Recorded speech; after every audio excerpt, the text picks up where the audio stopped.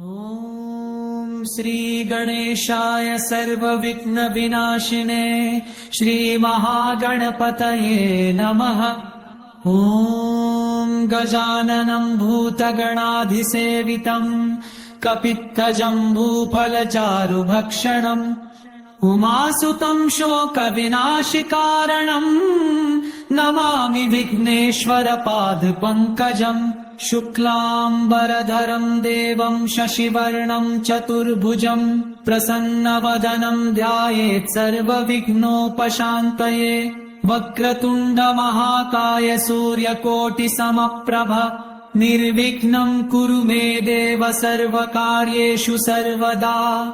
ॐ गणानान्त्वा गणपतिं हवामहे कविं कवीनामुपमश्रवस्तमम् ज्येष्ठराजं ब्रह्मणां ब्रह्मणस्पतानः शृण्वन्नोतिभिः सीदसादनम्। ॐ महागणाधिपतये नमः। विघ्ननाशाय वरदाय सुरार्चिताय लम्बोदराय सकलाय जगत्प्रसूतये धरणीतनयाय गजमुखाय ते गुरवे नमः।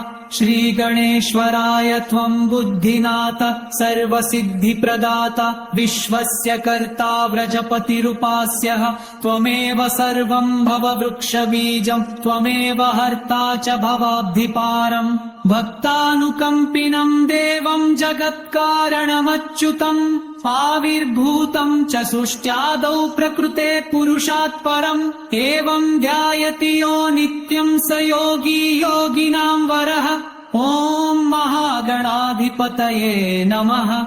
त्वं बुद्धिनाथ सर्वसिद्धिप्रदाता विश्वस्य कर्ता व्रजपतिरुपास्यः त्वमेव सर्वं भववृक्षबीजं त्वमेव हर्ता च भवाब्धिपारम्। भक्तानुकम्पिनं देवं जगत्कारणमच्युतम् आविर्भूतं च सृष्ट्यादौ प्रकृते पुरुषात् परम्। एवं ध्यायति यो नित्यं स योगी योगिनां वरः। ॐ महागणाधिपतये नमः। ॐ श्रीगणेशाय सर्वविघ्नविनाशिने श्रीमहागणपतये नमः। ॐ गजाननं भूतगणाधिसेवितं कपित्थजम्बूफलचारुभक्षणम् उमासुतं शोकविनाशिकारणम् नमामि विघ्नेश्वरपादपङ्कजम्। शुक्लाम्बरधरं देवं शशिवर्णं चतुर्भुजं प्रसन्नवदनं ध्यायेत् सर्वविघ्नोपशान्तये। वक्रतुण्डमहाकाय सूर्यकोटिसमप्रभ निर्विघ्नं कुरु मे देव सर्वकार्येषु सर्वदा। ॐ गणानान्त्वा गणपतिं हवामहे कविं कवीनामुपमश्रवस्तमम् ज्येष्ठराजं ब्रह्मणां ब्रह्मणस्पतानः शृण्वन्नोतिभिः सीदसादनम्। ॐ महागणाधिपतये नमः। विघ्ननाशाय वरदाय सुरार्चिताय लम्बोदराय सकलाय जगत्प्रसूतये धरणीतनयाय गजमुखाय ते गुरवे नमः। श्रीगणेश्वराय त्वं बुद्धिनाथ सर्वसिद्धिप्रदाता विश्वस्य कर्ता व्रजपतिरुपास्यः त्वमेव सर्वं भववृक्षबीजं त्वमेव हर्ता च भवाब्धिपारम्।